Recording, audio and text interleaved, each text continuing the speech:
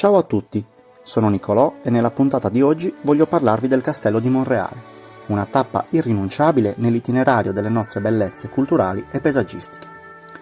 Parliamo infatti della più monumentale testimonianza d'età medievale presente nel territorio di Sardara e uno dei siti più affascinanti della Sardegna intera. Il castello sorge a soli 3 km dal centro abitato, sulla cima più alta di un modesto complesso montuoso che da esso trae il suo nome e che separa idealmente il paese e le prime alture della Marmilla dalla più imponente catena di rilievi del Monte Arquento. Proprio assieme a quello di Arquento e a quello di Marmilla, oggi Las Plassas, il castello di Monreale rinforzava il confine meridionale fra il giudicato di Arborea, a cui apparteneva, e quello di Cagliari. Da un accordo stipulato nel novembre del 1206 fra il giudice di Cagliari Guglielmo di Massa e quello di Arborea Ugone di Bas, apprendiamo infatti che suddetto confine doveva passare immediatamente a sud del colle in cui è ubicato il castello, ed è proprio in quell'occasione che si ribadì la necessità di dotare la frontiera in questione di ulteriori fortificazioni.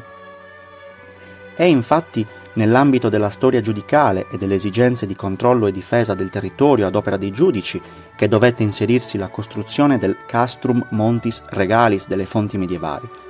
E gioverà ricordare che l'isola, almeno fino dal X secolo, risulta divisa in 4 regni autonomi conosciuti come giudicati, indipendenti l'uno dall'altro e con propri territori e leggi, ciascuno retto da una potente famiglia. Il giudicato di Arborea, alla quale il castello di Monreale apparteneva, è stato il più longevo tra i 4 e sopravvisse formalmente fino ai primi decenni del XV secolo, registrando alla metà del 300 un'espansione pari a quasi tutto il territorio sardo. Fautore di questa impresa fu l'allora giudice Mariano IV, padre di Eleonora d'Arborea, fra i più strenui promotori della riconquista dell'isola a danno della Corona d'Aragona, che su di essa mise le sue mani a partire dagli anni 20 del 300, per alterne vicende di politica internazionale. Il castello di Monreale risulta citato, per la prima volta, proprio in un documento del 1309 in cui compare fra le diverse concessioni fatte dal re Giacomo II d'Aragona agli allora giudici d'Arborea Mariano e Andreotto, che ne divenivano sostanzialmente sudditi. Una data più precisa riguardante la sua edificazione o il suo adeguamento è indicata in una testimonianza epigrafica ritrovata all'interno del mastio, che indica l'anno 1276 assieme al nome di un tale Magister Murisinus, molto verosimilmente la figura che doveva sovrintendere i lavori. La data è molto importante perché ci consente soprattutto di attribuire la sua costruzione alla volontà del giudice Mariano II, divenuto unico sovrano di Arborea pochi anni prima e che già dall'inizio del suo regno si distinse come committente di altre importanti opere religiose e militari, come il restauro del castello di Monteforte della Nurra, la conclusione dei lavori di realizzazione della cattedrale di San Pantaleo ad Olianova e ancora l'edificazione di diverse strutture difensive ad Oristano, allora capitale arborense.